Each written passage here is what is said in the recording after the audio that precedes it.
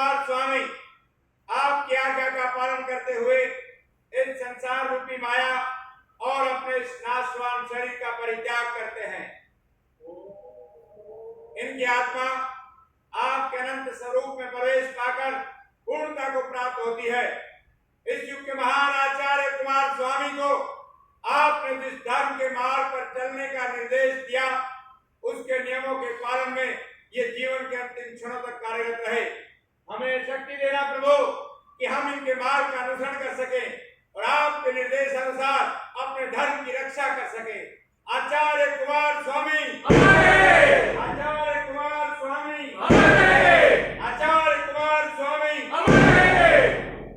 ओम लोमभ्यः स्वाहा स्वाहा स्वाहा स्वाहा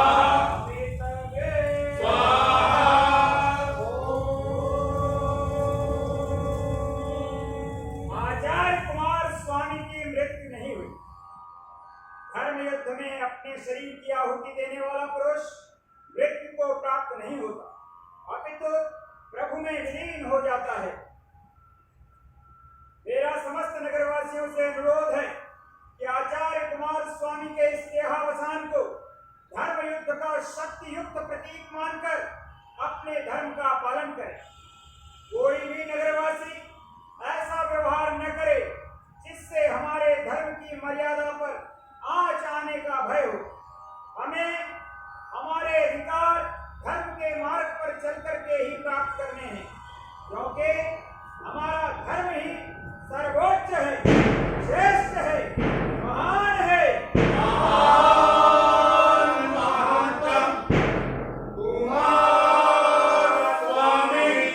एक नए युगबोध के प्रणेता, एक अत्यंत पुण्यात्मा, निर्दोष, निष्काम, निष्कलंक आचार्य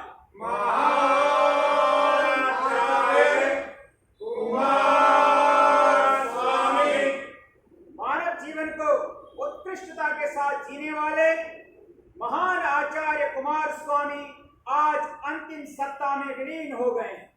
यही इनका परिचय है।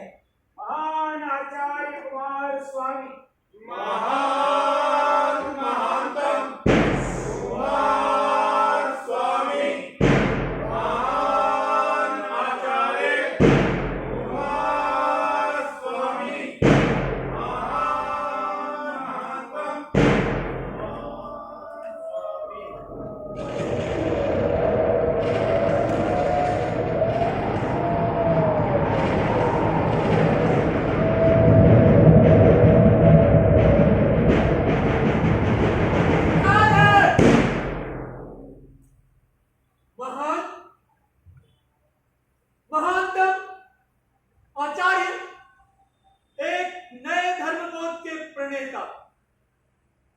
मैं कुमार स्वामी, मेरा परिचय ये है।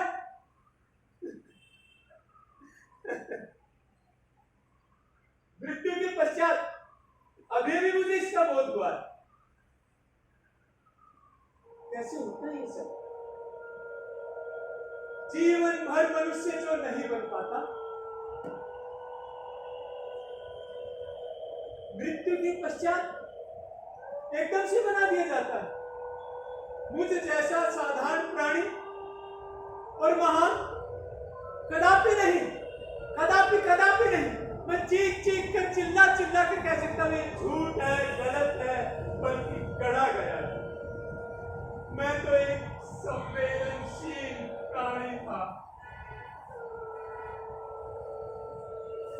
जीवन में प्राप्त विसंगतियां मुझे खलती रहती,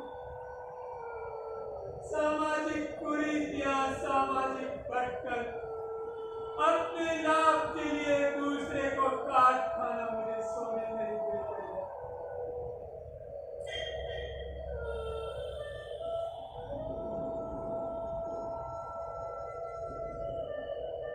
तब मैंने एक निर्णय किया, ये सब मैं दूर करूंगा। तब अपने आप को महात्मा बुद्ध समझता था। मेरा जन्म मानव मात्र के उद्धार के लिए हुआ है, और इसी सड़क में मैंने न जाने किन किन धर्म शास्त्रों का अध्ययन कर डाला, परंतु मानव जाति को अंधकार से प्रकाश की ओर ले जाने वाली राह को मैं खोज न पाया। वह कौन सी राह जिस पर चलकर श्रेष्ठ जीवन जिया जा सकता है? वह कौन सी राह जिस पर चलकर जीवन के मायने ढूंढ सकता हूं? ऐसे प्रश्न मुझे पूरी तरह से घेरे हुए थे। ऐसे में एक दिन कुछ तांत्रिकों से मेरा परिचय हुआ।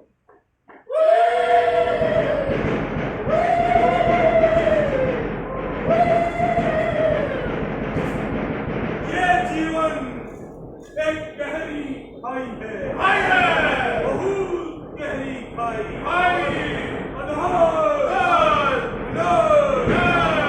चरम सीमा तक विनाश, मनुष्य का, मानवता का त्रिकालदर्शी आत्मा की भविष्यवाणी और काल भेदी तांत्रिक विद्या द्वारा हम जीवन और जीवन के ऊपर का रहस्य जान चुके हैं। मेरे कुछ प्रश्न हैं। प्रश्न ही प्रश्न है, प्रश्नों से भरा संसार है।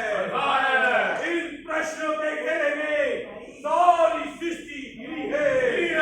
तुम इन प्रश्नों में गिर गए। मेरे प्रश्न तनिक सूक्ष्म हैं। सूक्ष्म ही तो विस्फोटक होता है, सूक्ष्म ही विध्वंसक होता है। जितना सूक्ष्म उतना ही महत्वपूर्ण।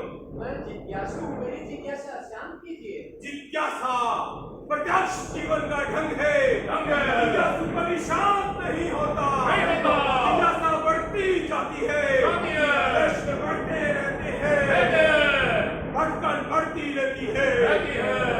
इन सब का कोई समाधान तो होगा। समाधान इस सृष्टि का न हो पाया। पृथ्वी का, आकाश का, जल का, प्रकाश का, चांद तारों का किसी वस्तु का समाधान नहीं हो पाया। फिर मनुष्य के प्रश्नों का समाधान किस प्रकार हो सकता है? कोई राह तो मुझे बताइए। काल वेदी तांत्रिक विद्या द्वारा हमने तुम्हारे प्रश्न जान लिए हैं। तो उनका उत्तर केवल त्रिकालदर्शी आत्मा ही दे सकती है। हमें उसे बुलाना होगा।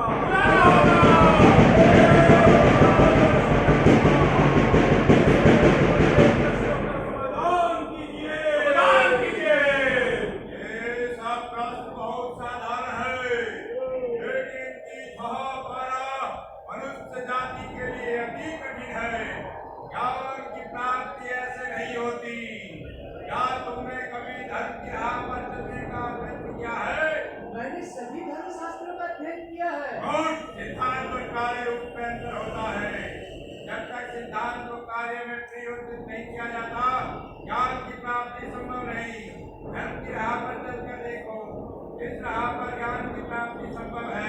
इसी राह पर ज्ञान की प्राप्ति संभव है।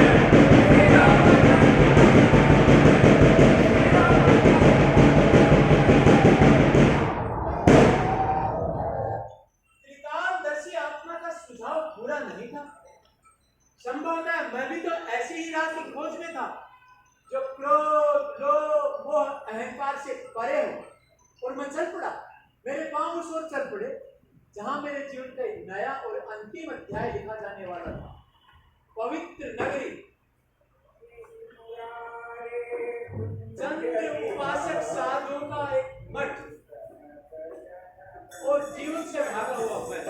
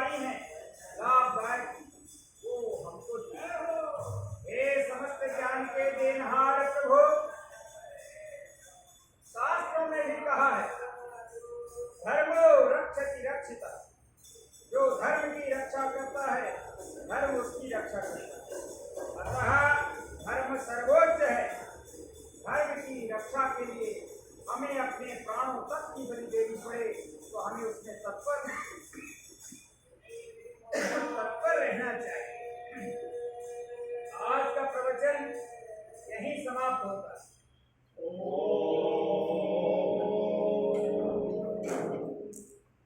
तुम कौन हो युवक? ऐसे लगते सांसारिक प्राणी हूँ गुरुदेव। आपके धर्म बोध का ज्ञान चाहता हूँ। आपकी चरणों में स्थान चाहिए। परंतु गुरुदेव, बाहर के किसी भी प्राणी को इस प्रकार से अनुमति नहीं दी जा सकती। पहले इन्हें अपनी परीक्षा लेनी होगी। कैसी परीक्षा आचार्य? जीवन से हार कर भी यहाँ जीत पाऊंगा या नहीं, इस बात की परीक्षा? नहीं, तुम अपने सत्य को पहचानते हो। तुम्हें किसी परीक्षा की आवश्यकता नहीं। हाँ, कुछ प्रश्न अवश्य हैं जिस पर तुम्हें विचार करना होगा। ये धर्म का मार्ग है, बड़ा कठिन है। इसमें ये सांसारिक वस्त्र नहीं होंगे, ये सर की जटाएं नहीं होंगी, भोजन स्वाद रहित होगा, धन की मर्यादा, मन की मर्यादा, विचारों की मर्यादा, और उन सबसे परे और सबसे ऊपर इस आश्रम की संपूर्ण मर्यादा का तुम्हें पालन करना है। क्या तुम्हें स्वीकार है? मुझे स्वीकार है गुरुदेव। प्रकाश, तुम्हारा नाम? जी, कुमार। आप सब लोग कुमार के दीक्षा समारोह की तैयारी की और इन्हें ले गए।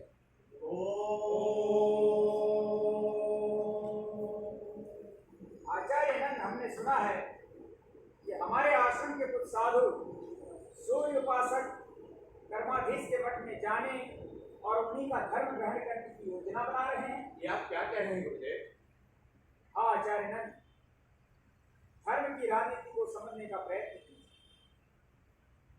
कर्माधीश उन्हें भांति भांति का प्रलोभन दे रहे हैं। हमें किसी भी मूल्य पर अपने आश्रम, अपने मठ की मर्यादा की सुरक्षा करनी होगी। और हाँ, हमारे आश्रम के क्षेत्र से लगे हुए खेत की फसल की कटाई का क्या प्रबंध होगा? मैंने संप्रबंध कर दिया है गुरुदेव।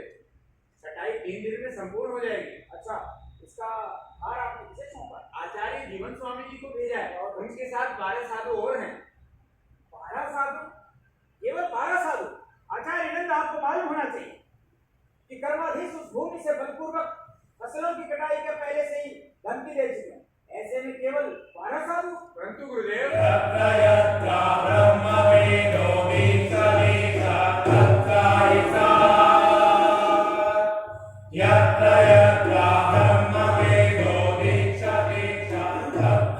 ओम प्रतेन दीक्षामाप्नोति दीक्षामाप्नोति दक्षिणां दक्षिणया श्रद्धामाप्नोति श्रद्धया सत्यमाप्यते।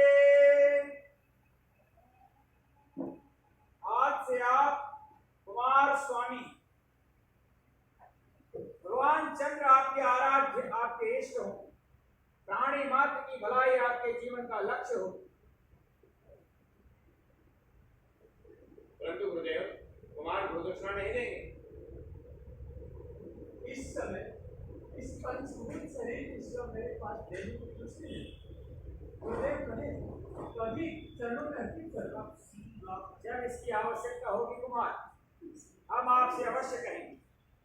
मैं प्रण करता हूँ गुरुदेव, आपके एक आदेश पर सर्वस्व अर्पित कर दूंगा। दीक्षा समारोह संपन्न हुआ। आयुष्मान भव।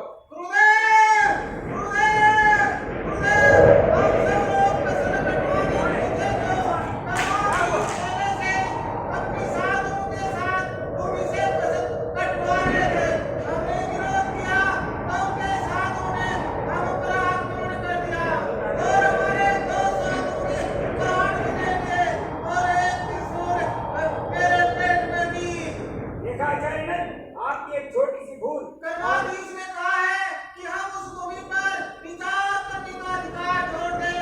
वे उस भूमि पर अपनी अन्याय के लिए मठ बनाने की योजना बना रहे हैं और उन्होंने कहा गुरुदेव आप आदरणीय हैं।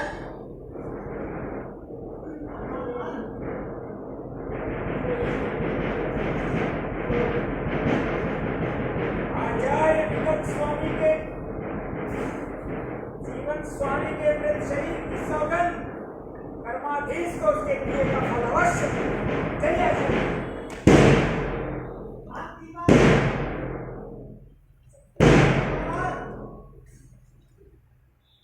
और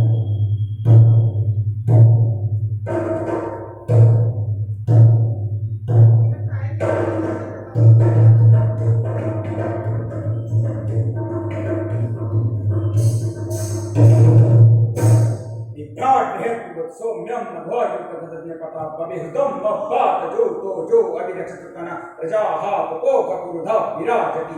ओम धृणी सूर्याय नमः। आइए आचार्य विगत स्वामी, आइए। शुभागमन, हम आपकी प्रतीक्षा कर रहे थे। जीवन स्वामी की हत्या जैसा जघन्य अपराध क्या क्षम्य है कर्माधीश? हमने कोई अपराध नहीं किया। अपने अधिकारों की रक्षा के लिए हमने जो उचित समझा वही किया। अधिकारों की रक्षा क्या किसी निरपराध की हत्या करने से होती है कर्माधीश? हम ऐसे ना करते तो क्या करते? हमारे भी कुछ अधिकार है। तुम हमारे अधिकारों पर सांप की तरह कुंडली जमाए बैठे थे, तो ऐसे हम करे तो क्या करें? हम दोनों गुरु भाई और गुरु भाई के साथ ये व्यवहार। मैं मानता हूं कि हम दोनों गुरु भाई हैं और हमारे गुरुदेव भी एक ही थे, पर क्या यह आवश्यक है कि हमारे विचार भी किसे हो? तो ऐसे क्या अधिकार था गुरुदेव को जिन्होंने मठ की सारी भूमि तुम्हें और तुम्हारे उपवास को सौंप दी? मुझे क्यों नहीं? केवल इसलिए ना कि मैंने उनकी आज्ञा न मानकर सूर्य की आराधना कर दी थी। सूर्य की उपासना तुम वहीं रह करके भी कर, इसके लिए अलग मठ की क्या आवश्यकता थी कर्माधीश? आवश्यकता थे विकल स्वामी, आवश्यकता थी। तुम गुरुदेव के अधिक निकट थे, उनके प्रिय शिष्य बने हुए थे। ऐसे में होता ये कि तुम मठाधीश होते और मैं केवल तुम्हारा शिष्य बनकर रह जाता। मैं भी प्राणी हूँ, कोई भगवान नहीं। मुझे भी मान सम्मान चाहिए। मैं भी अपने आप को तुम्हारे स्थान पर देखना चाहता हूँ। साधु, साधुओं के मुंह से ऐसी बातें शोभा नहीं देती। संन्यास के पश्चात ये मोह माया तृष्णा सबका क्या अर्थ है विकल स्वामी, अर्थ है। राजनीति का जन्म उस दिन हुआ जिस दिन धन का। ये दोनों जुड़वा है। एक ही मुद्रा के दो रूप है, इन्हें अलग नहीं किया जा सकता। और हाँ, यदि तुम्हारे विचार सच में ऐसे है तो हमें जानकर खुशी हो। आप भी तो साधु है, आपको इस मोह माया से क्या लेना देना? एक होने के लिए सारी भूमि हमारे मठ को। और हम कहाँ जाएंगे हमारे साथ? मैं बड़ा उदार हूं। आप हमारे मठ में आ सकते हैं, सूर्य की आराधना आरंभ कर दो। हमें तुम्हारे हाथ में शस्त्र अच्छे नहीं, सर की एक जटाएं अच्छी नहीं लगती, पाषाण युक्त लगते हो। याद करो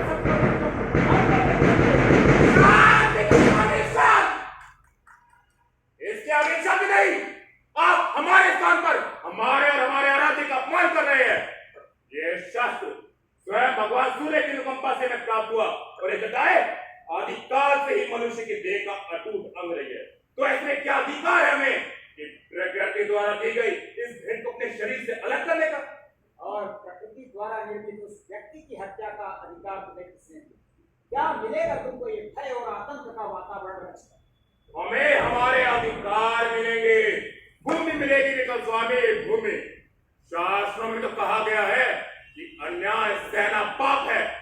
हम अपना अलग अस्तित्व चाहते हैं।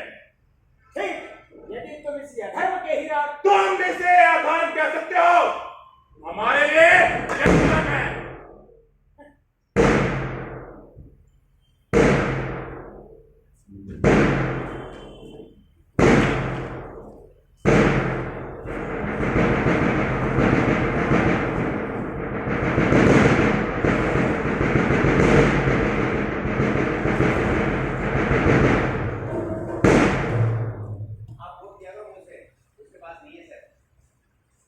हम भी तो साधु हैं। आप तो साधु माया से क्या लेना देना?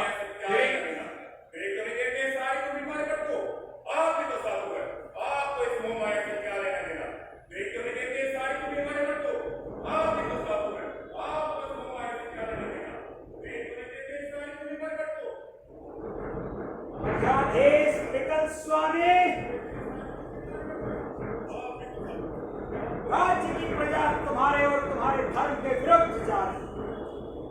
तुमसे कहीं कोई चूक हो गई, तुम्हारे हाथ से सत्ता जा रही, तुम हार रहे हो।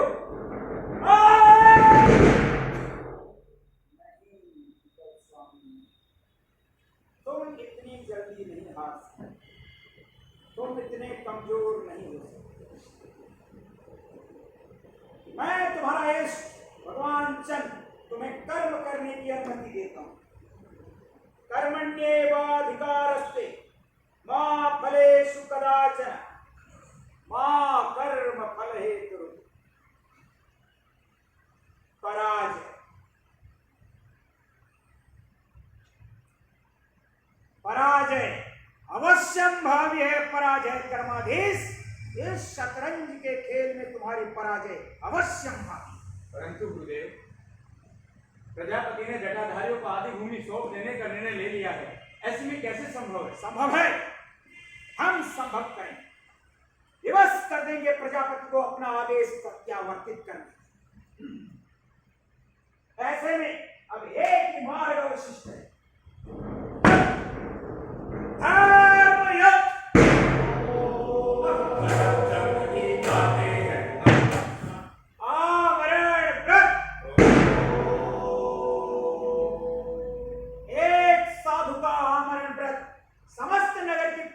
जागृत कर दे और प्रजा ही प्रजापति को विवश कर देगी अपना आदेश प्रत्यावर्तित करने की।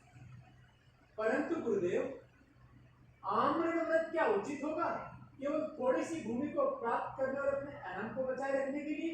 विवाद मत करो, ये विवाद का समय नहीं, कार्य करने का समय। अपने कार्य पर ध्यान दो। हमें अपने धर्म की मर्यादा की रक्षा के लिए सब कुछ कर जाने के लिए तत्पर होना होगा। परंतु गुरुदेव, आमरण व्रत रखेगा कौन?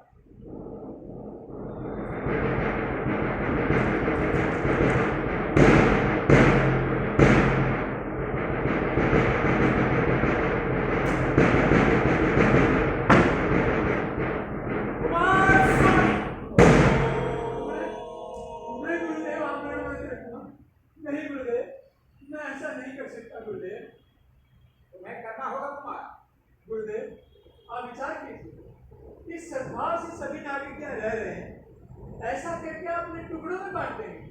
ऐसे कार्य के लिए मैं अपने प्राण देने का अपराध नहीं करूंगा गुरुदेव। तुम्हारे प्राणों को कुछ नहीं होगा कुमार। यह एक चाल, राजा पर दबाव डालने का एक प्रयोग मान। वह दिन दूर नहीं जब प्रजापति स्वयं आकर के तुम्हारा व्रत उड़वाएंगे। क्षमा करें गुरुदेव, मैं यहाँ धर्म की शिक्षा लेने आया था, राजनीति की नहीं। मैं आमरण व्रत पर नहीं बैठूंगा गुरुदेव। तुम्हें बैठना होगा कुमार। तुमने प्रण किया था कि मैं तुमसे गुरुदक्षिणा में जो मांगूंगा तुम दोगे। आज मैं वही गुरुदक्षिणा मांग रहा हूँ। परंतु गुरुदेव, कोई परंतु नहीं। आज्ञा आज्ञा होती है, यह गुरु की आज्ञा है।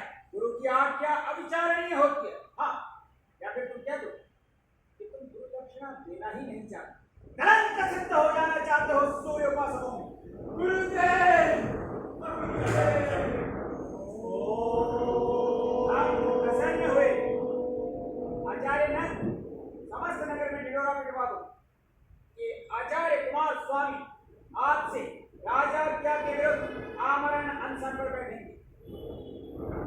धर्म की रक्षा की अब आरंभ होता है हमारा धर्म युद्ध।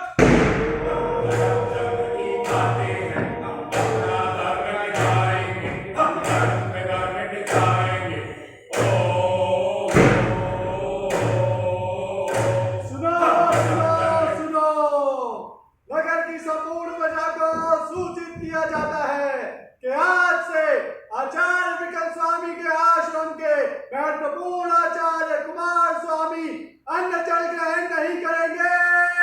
आज से आचार्य कुमार स्वामी आमरण व्रत पर है।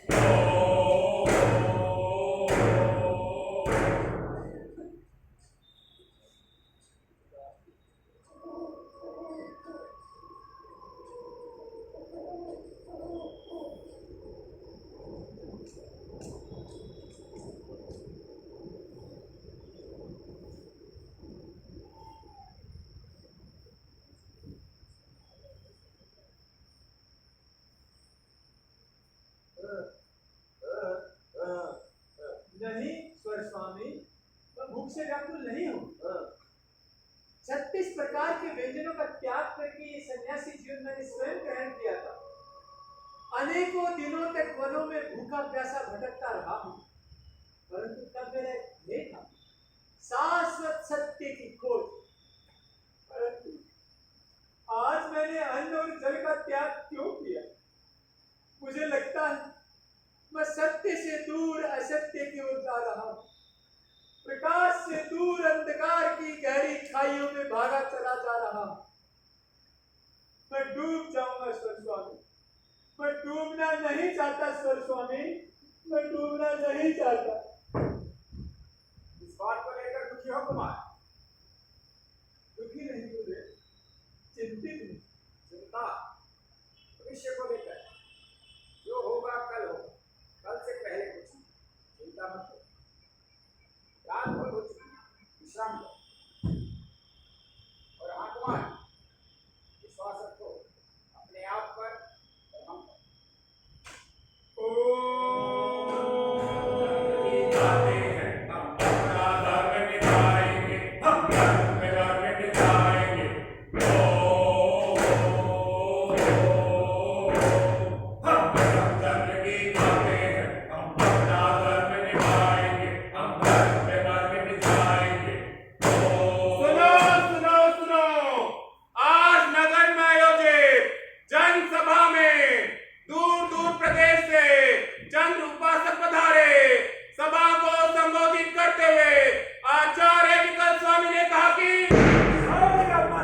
आतंकवादी नीतियों से घबराएं, सभी लोग धार्मिक सद्भाव बनाए रखें। हम अपना यह धर्म युद्ध धर्म और शांति के मार्ग पर चल करके ही जीतेंगे। और इस युद्ध में जो हमारे सेनापति हैं आचार्य कुमार स्वामी, उनका धर्म के इतिहास में नाम स्वर्णाक्षरों में लिखा जाएगा। समस्त प्रजाजनों से मेरा निवेदन है कि वे इस धर्म युद्ध में अपना संपूर्ण समर्पण दें, क्योंकि धर्म संकट में है।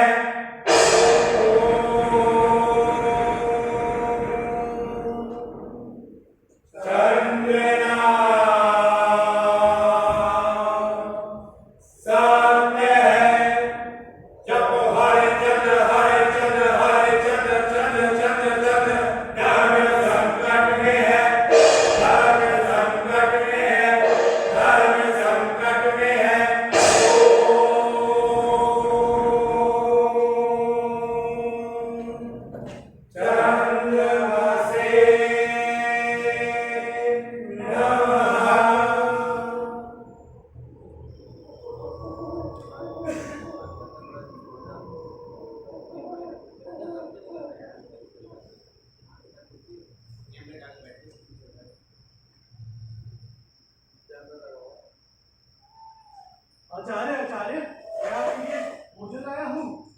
इस समय यहाँ कोई नहीं है, आप शीघ्रता से भोजन कर लीजिए। मैं वहाँ द्वार पर खड़ा हो जाता हूँ, किसी को अंदर नहीं आने दूंगा। रुकिए वाला स्वामी, सुनिए, व्रत की अवधि में भोजन करने से पाप लगता है, फिर ये गुरुआचार्य का उल्लंघन भी तो होगा। परंतु ये व्रत तो गुरुदेव के एक हट का परिणाम है और राजा पर दबाव डालने की एक चाल है। गुरुदेव ने ऐसा ही तो कहा था ना उस दिन। आप इस व्रत को इतनी गंभीरता से मत दीजिए, आप भोजन कर लीजिए, नहीं तो आपकी देह शिथिल हो जाएगी। मैं वहां द्वार पर खड़ा होता हूँ। सुनिए बाला स्वामी, सुनिए, जिस कार्य के करने से मन में भय और आत्मग्लानि का अनुभव हो, वास्तव में वही कार्य पाप होता है और कोई भी कार्य पाप नहीं होता। मैं भी व्रत तोड़ना चाहता हूँ, परंतु इस प्रकार से नहीं, समझे आप? लीजिए भोजन, शीघ्रता से ले जाइए। यदि यहाँ पर कोई आ गया तो मुझ पर व्यर्थ में शंका करेगा। देखिए आचार्य नंद आ रहे, शीघ्रता से जाइए। आचार्य सुना आपने, आज गुरुदेव की जनसभा में लाखों लोग उपस्थित थे। आनंद आ गया। गुरुदेव ने कईयों को मंत्र भी दिया, अब सभी लोग मुग्ध हैं। और एक बात और है कुमार, प्रजापति चिंतित हो उठे हैं, वो शीघ्र ही हमारी बात मान लेंगे और ये आपकी जीत होगी। आचार्य आचार्य, भयंकर मारकाट मची है आचार्य। इतनी बार काहे से समाचार कुमार के सामने मत दिया करो। आचार्य, बहुत आतंक फैला है, गुरुजी आपको बुला रहे हैं। चलो दो मिनट बैठने दीजिए। सुनो सुनो सुनो,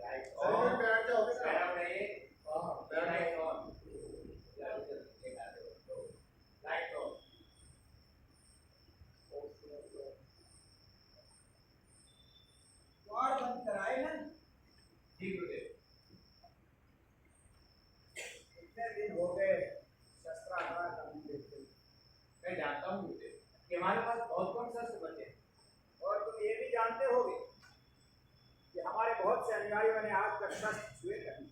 परंतु हम संख्या में उनसे कहीं अधिक हैं गुरुदेव। युद्ध मुष्टि प्रहारों से नहीं लड़े जाते आचार्य नंद, युद्ध लड़े जाते हैं शस्त्रों और मनोबल से। और मनोबल तो आप उसी दिन देख ही चुके हैं, कितने लोग तत्पर हुए थे आमरण व्रत के लिए। आप हमारे साधुओं के साहस पर संदेह न करें गुरुदेव। आपके एक संकेत पर हम अपने प्राण तक न्यौछावर कर सकते हैं। हम अपने अनुयायियों के प्राण लेना नहीं चाहते हैं आचार्य नंद, हम तो प्राण लेना चाहते हैं नहीं, हम तो शत्रुओं के भी प्राण लेना नहीं चाहते हैं आचार्य, किंतु हम पराजित नहीं होना चाहते, कदापि नहीं, कदापि कदापि नहीं। इतने शस्त्र एकत्रित करो आचार्य नंद कि प्रत्येक चंद्रोपासक बच्चे बच्चे के हाथ में शस्त्र। परंतु गुरुदेव कोई विवाद मत करो, ढूंढो बनाओ या चोरी करो, इतने शस्त्र एकत्रित करो कि समस्त प्रजाजनों का रक्त भी उनकी प्यास न बुझा सके। इतने स्वर धीमा रखिए गुरुदेव, आप मौन व्रत पर हैं। तुम्हारा स्वास्थ्य है? जिस तरह से उनकी रेत शिथिल होती जा रही है, मुझे नहीं लगता ज्यादा दिन। मैंने राजवैद्य से कहा था उनके स्वास्थ्य परीक्षण के लिए, वो कोई औषधि दे रही है? जी, वैद्यनाथ औषधि दे गए हैं, मैं अभी लेकर आता हूं।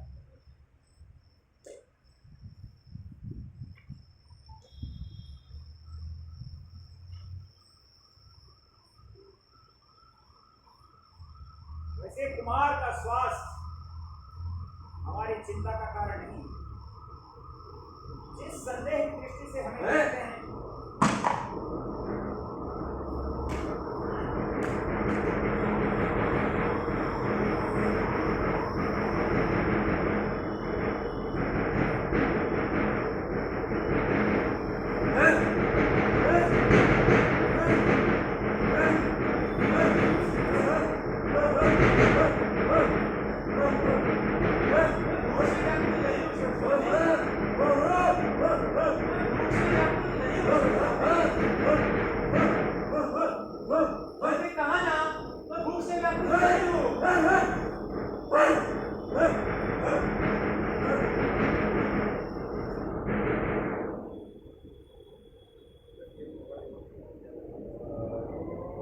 गोस्वामी जी, कुछ पता चला?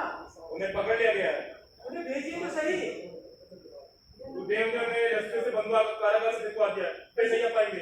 ऐसे क्या हुआ? मेरा भी अब क्या मन नहीं लगता, चलो मेरे भाई हमारे पिताजी को मार दिया गया और ये सब आप करूंगा, इन सब के दोषी आप हैं। मैं आपको कभी क्षमा करूंगा, मैं ये मत छोड़ना चाह रहा था, मैं ये मत छोड़ना चाह रहा था। आचार्य सुना आपने, जगत में 500 निरधारियों को हमारे उपासकों ने मार दिया और उनके आश्रम में आग लगा दी। अब पता चला ना, बड़ा बने फिरते थे, हमारे धर्म के बारे में अंट-शंट बकते रहते थे। मुझे तो तब भी बहुत क्रोध आया था जब आचार्य जीवन स्वामी जी की हत्या की गई थी। आज गुरुदेव ने मुझे भी एक भाला और कटार दी है और मैं भी किसी जिंदगी के उस पार जाऊंगा और ऐसे कभी कमा डालूंगा, कभी कमा डालूंगा, कभी कमा डालूंगा, कभी कमा। हृदय में इतना विष! आचार्य नगर में भयंकर मारकाट मची है और कितने ही घर जला दिए गए हैं, मेरा घर भी जला दिया गया और मैं इसके लिए आपको कभी क्षमा नहीं करूंगा। ये आप ही के कारण हो रहा है आचार्य, मैं ये घर छोड़ के जा रहा हूँ आचार्य।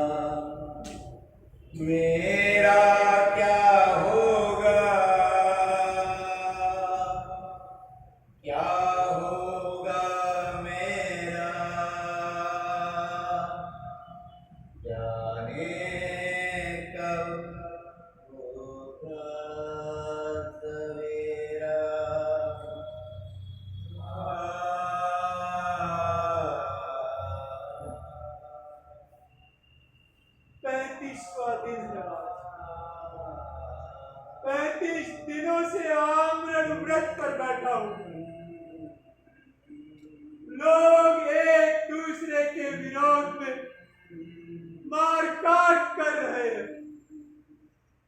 तन की, मन की, धन की क्षति हो रही है। राजा के सभी कार्य स्थगित हो गए हैं। पवित्र नगरी जैसे रुक गई है। मैं तन से, मन से न चाहते हुए भी आमरण व्रत पर बैठा हूं।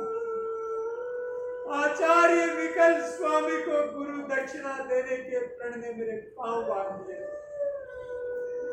उनके विचारों से सहमत न होते हुए भी मुझे वही करना पड़ रहा है जो वो चाहते हैं। पर अब ऐसा नहीं होगा, अब ऐसा नहीं होगा। मैं विद्रोह करता हूं। शक्ति पाने के इस खेल की गोटी बनने से मैं इनकार करता हूं। मैं तोड़ता हूं। क्षमा करें आचार्य, मैंने निर्णय लिया है। अब आपके इस धर्म युद्ध में मैं कोई योगदान नहीं दे पाऊंगा। मैं जा रहा हूं। तुम कहीं नहीं जा सकते कुमार। तुमने प्रण किया कि मैं गुरु दक्षिणा में तुमसे जो मांगूंगा तुम दो। तुम अपने प्रण से बाध्य हो। मैं किसी भी प्रण से बाध्य नहीं हूं। जब आप मेरे गुरु ही नहीं तो गुरु दक्षिणा कैसे? मैं जा रहा हूं। तुम नहीं जा सकते। जब तक हमारा ध्येय पूर्ण नहीं हो जाता तब तक तुम यहाँ से कहीं नहीं जा सकते हो। और यदि तुमने कहीं जाने का प्रयत्न किया तो आपकी कोई धमकी मुझे डरा नहीं सकती। मेरा शरीर मुक्त है। मैं जहां चाहूं वहां जा सकता हूं। मैं जा रहा हूं।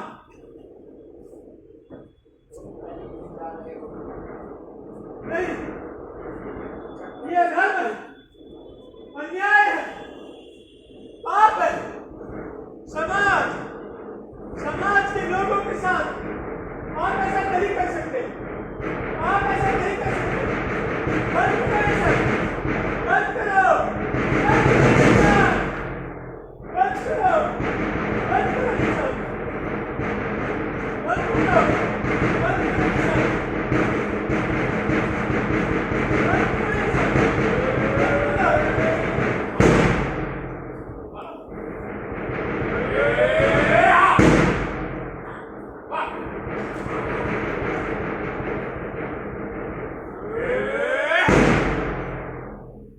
आज हम बहुत दुखी।